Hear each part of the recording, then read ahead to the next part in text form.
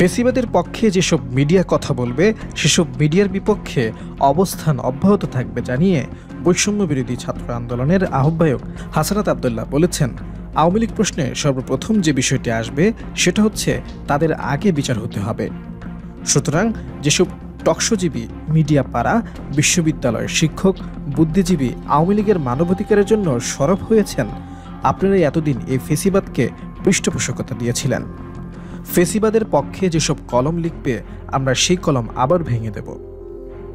মঙ্গলবার দুপুরে নারায়ণগঞ্জ শহরের চাষারা শহীদ মিনারে জুলাই বিপ্লবের ঘোষণাপত্রের দাবিতে পথসভা ও গণসংযোগে তিনি এসব কথা বলেন। এরপর সিদ্ধিরগঞ্জের চিটাং রোড এবং সোনারগাঁও উপজেলার কাজপুরে পথসভা ও গণসংযোগ করেন। হাসনাত আব্দুল্লাহ বলেন, ফেসিবাদের পক্ষে যেসব মিডিয়া কথা বলবে সেসব মিডিয়ার বিপক্ষে আমাদের অবস্থান অব্যাহত থাকবে।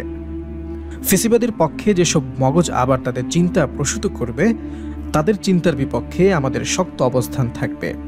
আমরা বারবার বলছি, আপনারা যদি তরুণ প্রজন্মের কথা বুঝতে ব্যর্থ হন তাহলে আওয়ামী লীগের যে পরিণতি হয়েছে পরবর্তী সময়ে যারাই নীতি নির্ধারণী পর্যায়ে আসবে তাদের পরিণতিও একই হবে। তিনি বলেন, আজকে তরুণ প্রজন্মকে রাস্তায় নেমে আসতে হয়েছে, আমাদের রক্ত দিতে হয়েছে, ভয়কে জয় করতে হয়েছে, কারণ আমাদের দুর্বৃত্তায়ন ও প্রতিহিংসার রাজনীতির সংস্কৃতি আশাহত করেছে। আমরা জনকল্যাণমূলক রাষ্ট্র করতে পারিনি, রাষ্ট্রের মধ্যে নাগরিক হয়ে উঠতে পারিনি। আমাদের অতীতের রাজনৈতিক যে কাঠামো রয়েছে তা আমাদের নাগরিক অধিকার থেকে ইতিহাসের স্তরে স্তরে বঞ্চিত করেছে।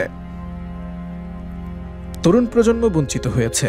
এই বঞ্চিতের ক্ষোভ থেকে আমাদের দ্রোহের আগুন দিয়ে ফেসিবাদ মুক্ত বাংলাদেশ গড়েছি।